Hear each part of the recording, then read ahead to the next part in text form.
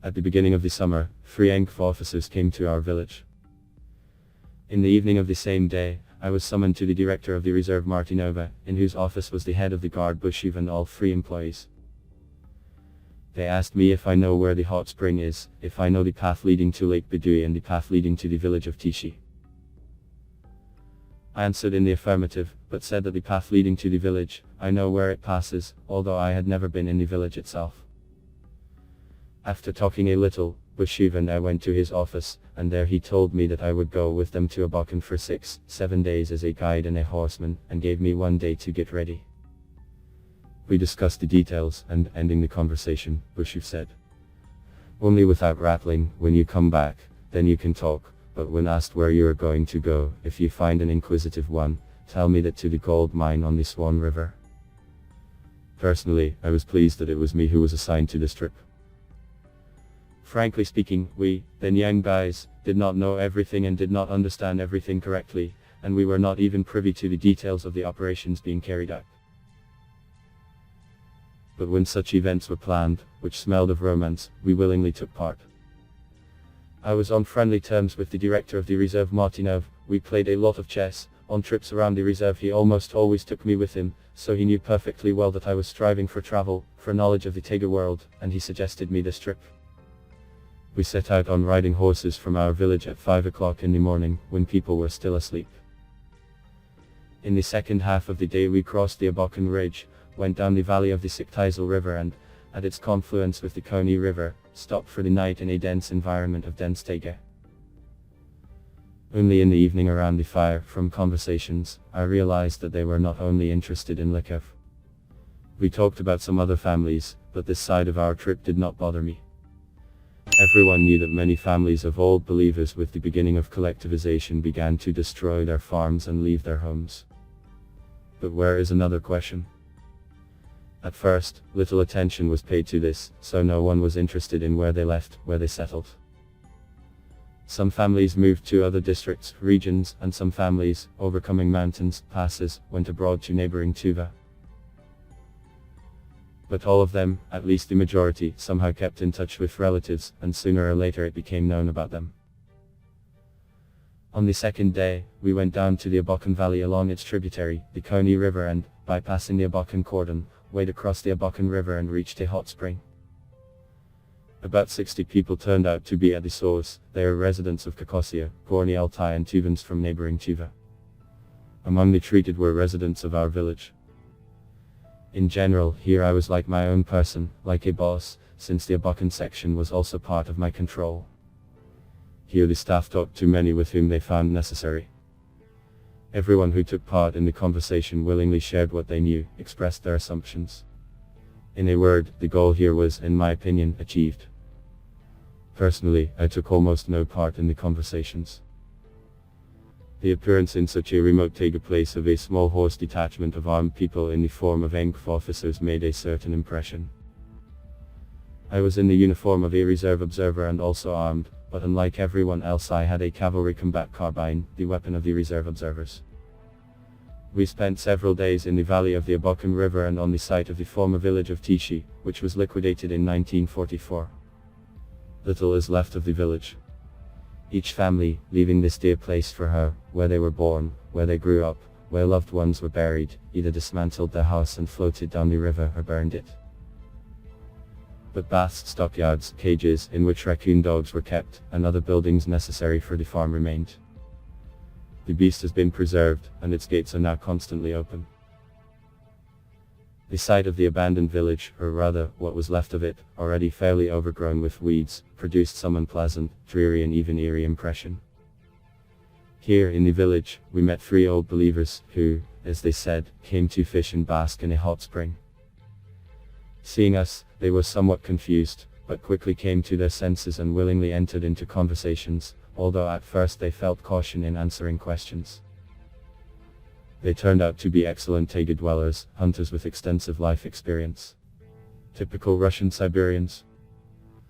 One of them was a participant in the war and, as he himself said, I walked further than Berlin. We all spent the night together. In the evening around the fire, they talked a lot about everyone who sooner or later lived in these places. Who lives where, who is no longer alive, who died at the front, etc. They talked about hunting, fishing, the habits of animals, especially about encounters with bears, which most of all brought troubles to the taiga inhabitants. In a word, there were a lot of interesting things, especially for me. The employees showed them maps, clarified some details, and they, in turn, were surprised that on the maps with a red star all the captures of the old believers who lived here were marked. We were especially amazed when we read the mark Karp Lykov on the map.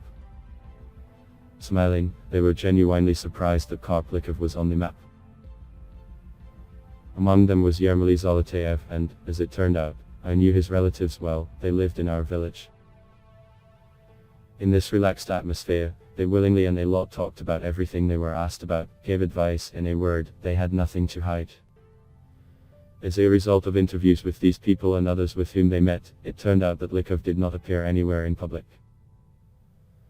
This gave reason to think that the Lykovs really stayed somewhere in the taiga. They also asked about those who, as I understood, aroused suspicion. However, polls of taiga workers and traders convinced that everyone who once went into the taiga, trying to hide from collectivization, sooner or later came out to the people and disappeared into numerous taiga villages. While they said about the Lykovs that no one saw them anywhere, that they were really somewhere in the taiga, but no one could name the exact place or did not want to. Only one old man, with whom they talked on a hot spring, assured that Lykov had brought his family out of the taiga, and they left, as he said, to Tuva. He was the only person who confidently said that it was useless to look for the Lykovs here in the taiga. What this old man was guided by is hard to say. Maybe he tried to divert trouble from this family in this way, or some other reason, it's hard to say. It should be noted that no one approved of Lykov's actions. Almost everyone condemned him for his stubbornness, for hiding from people, regardless of anyone or anything. They pitied his wife Akulina Karpovna and the children, who were doomed to hardship by the will of their father. The old believers themselves, as a rule, also did not say anything to justify Lykov. On the contrary, they condemned him, and more often they said, "God be with him, let him live as he pleases. He will understand, it will come out, he will not understand, God will judge him. He took a sin on his soul, let him now pray." Fate brought Lykov to good people several times, and everyone always urged him to leave in every possible way, offering help. However, although Lykov agreed, he stubbornly remained at his opinion. Molokov met with Lykov more often than others. By the way, as I said, he was also an old believer. And each time he urged Lykov to submit and go out to the people, but unfortunately, nobody succeeded in convincing Lykov. Too much, apparently, was afraid of reprisals against him. We made several radial trips from the village to the supposed places, but nowhere did we find any traces of permanent human habitation, which also gave reason to believe what the taiga people said. On the way back, we stopped at the Abakan cordon, rested a bit, did not unsaddle the horses, talked and moved towards the house. Our combat horses, which easily endured long distances on the plains, here in the mountain taiga, began to give up noticeably, with the exception of my mare named Bistrea, for whom taiga and mountains were a common thing. We spent 7 days in the saddles, visited wherever we planned, and returned back to our village. So unsuccessfully ended this attempt to clarify where the Lykovs are. Did they really go to Tuva or stay here, going further into the taiga? Lykov did not appear at the reserve cordon, where he was invited in a note we left in a house on Hermit. I must say that both then and now, many years later, it was clear that if we had found the Lykovs then, the head of the family would not have been well. Lykov would have shared the fate of those who in those days dared to live the wrong way.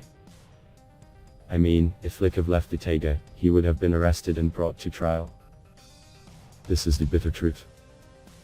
By the way, the management of the reserve, represented by its director Martynov, did everything possible to leave the Lykovs alone. But as time goes on, they began to talk less about the Lykovs, and they could not constantly be in the spotlight. There were enough worries without them. Thousands of families lived in difficult conditions, without waiting for their breadwinners. Many openly said, "Yes, as long as you can run after him, does not want to live as all people live, well, God is with him." I must say that in saying this, people were right in their own way. The women said, "Our men were beaten, but he hid in the taiga and escaped, he must be tried." Molokov's wife Domna Vasilievna, who had lost both sons, was especially indignant. She could not reconcile with those who shirked, cheated and hid, and now, you see, you need to take care of them. It is now, many years later, it is easy to say, and one can hear this kind of reasoning that, they say, they abandoned the family to the mercy of fate, and now they seem to have woken up. There were many defenders at once who condemned the actions of the authorities of those years. In fact, everything looked different. They did what was possible at the time. Once again, it must be said that the times were difficult, especially since they did not cause any harm to society, did not commit any crime, and did not pose any danger. And only because of this no one really insisted on an immediate search, arrest, and so on. During our trip, one of the employees one evening by the fire half-jokingly said, "Lykov cannot appear in public now, women who have lost their husbands and sons will tear him apart." And this is true, and not only women. This was the time when the frontline soldiers who came from the war, especially those with wounds, were very aggressively opposed to those who, for whatever reason, were not mobilized into the army who, as they said, had sat in the rear and remained unharmed. Such statements could always be heard, especially when they get drunk and begin to sort things up. After the end of the war, starting in 1945, scientific expeditions of various directions began to appear in the reserve.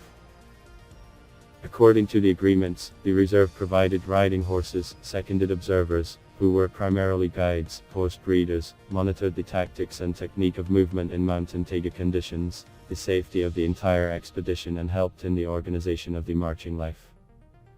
The expeditions literally traveled the entire Swan River basin, the entire coastal part of Lake Beduy, worked a lot in the Abakan Valley and along its tributaries, starting from the confluence of the Koni and Beduy rivers and down the river.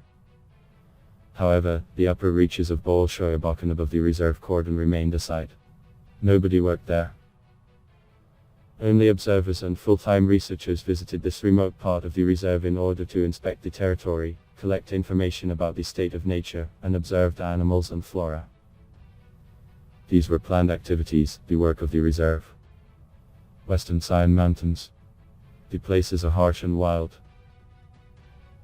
All around there is taiga, steep mountain slopes and valleys of numerous rivers littered with windbreaks and stones. Moss-covered stones and fallen trees in a thick layer, swamps are found everywhere in the valleys. It is damp and cool under the tree crowns. And it seems, at first glance, that this is a dead kingdom, gloomy, terrible, and there is nothing alive here. In fact, the nature of the mountain taiga of the Western Scion Mountains is rich.